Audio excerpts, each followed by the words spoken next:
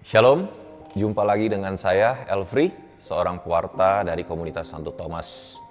Hari ini kita akan membahas pertanyaan, apakah kemenangan Yesus di salib cukup untuk membuang iblis ke neraka?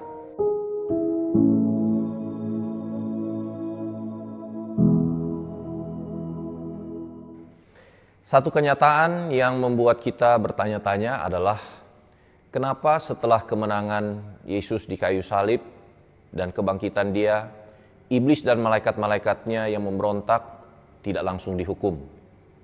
Kita bisa dapati ini di 1 Petrus 5 ayat 8 dan 9, di mana Petrus menasihati, sadarlah dan berjaga-jagalah, lawanmu si iblis berjalan keliling seperti singa yang mengaum-ngaum mencari orang yang dapat ditelannya. Lawanlah dia dengan iman yang teguh. Artinya, iblis masih berkeliaran sampai dengan hari ini. Bukankah ini membuat hidup manusia setelah salib Kristus akan jauh lebih mudah jika iblis langsung dibuang ke neraka? Bagaimana untuk bisa mengalahkan iblis secara total? Artinya, iblis sampai bisa dibuang ke neraka. Kita bisa temukan ini jawabannya di Wahyu 12 ayat 10 dan 11. Dan aku mendengar suara yang nyaring di surga berkata, sekarang telah tiba keselamatan dan kuasa dan pemerintahan Allah kita dan kekuasaan Dia yang diurapinya. Karena telah dilemparkannya ke bawah pendakwa saudara-saudara kita yang mendakwa mereka siang dan malam di hadapan Allah kita. Perhatikan di ayat 11, dan mereka mengalahkan dia oleh darah anak domba dan oleh perkataan kesaksian mereka, karena mereka tidak mengasihi nyawa mereka sampai ke dalam maut. Di sini kita bisa dapati bahwa di ayat yang ke-11, iblis dikalahkan pertama oleh darah anak domba. Ini yang dilakukan Yesus ketika dia mati di kayu salib. Tetapi ada kata dan di situ. Artinya, yang kedua ini adalah bagaimana mengalahkan iblis. Harus ada orang-orang yang benar-benar bisa serupa dengan Kristus, benar-benar tidak mengasihi nyawa mereka sampai ke dalam maut. Ini dikuatkan juga di Wahyu 6 ayat 10 dan 11, di mana nanti kalau kita baca di situ didapati bahwa para martir yang sudah berada di Firdaus, mereka bertanya kepada Allah, sampai berapa lama lagi kami masih menunggu di sini, sampai Engkau membalaskan darah kami, sampai Engkau mengakhiri sejarah dunia ini.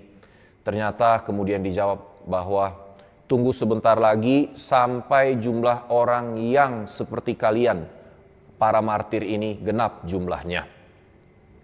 Kemudian kita dapati juga di 2 Petrus 3 ayat yang ke-10 sampai yang ke-12. Tetapi hari Tuhan akan tiba seperti pencuri. Pada hari itu, langit akan lenyap dengan gemuruh yang dahsyat, dan unsur-unsur dunia akan hangus dalam nyala api, dan bumi dengan segala yang ada di atasnya akan hilang lenyap.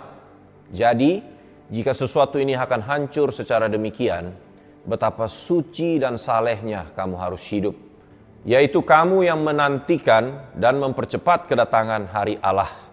Pada hari itu langit akan binasa dalam api dan unsur-unsur dunia akan hancur karena nyalanya.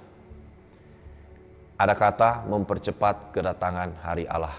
Ternyata manusia dilibatkan Allah dalam rencana keselamatan yang begitu besar. Allah Bapa bukan hanya melibatkan anaknya, Tuhan kita Yesus Kristus, tetapi juga manusia-manusia lain, yaitu kita semua yang percaya kepada Kristus. Untuk apa? Untuk menggenapi jumlah orang percaya yang menjadi serupa dengan Kristus. Inilah yang akan bisa mengakhiri sejarah dunia ini dan menarik iblis dan pengikut-pengikutnya ke neraka. Pertanyaan yang mesti kita renungkan adalah, apa yang bisa saya lakukan untuk menggenapi rencana Allah ini, untuk masuk di dalam rencana Allah yang begini besar? Dengan berjuang untuk hidup kudus, menyucikan diri kita, menjadi serupa dengan Kristus, sempurna seperti yang Bapa inginkan. Tentu ini perjuangan yang tidak mudah, tetapi inilah prestasi terbesar seorang yang percaya kepada Kristus. Mari kita berjuang bersama, kiranya Allah menolong, menguatkan kita. Amin. Tuhan memberkati.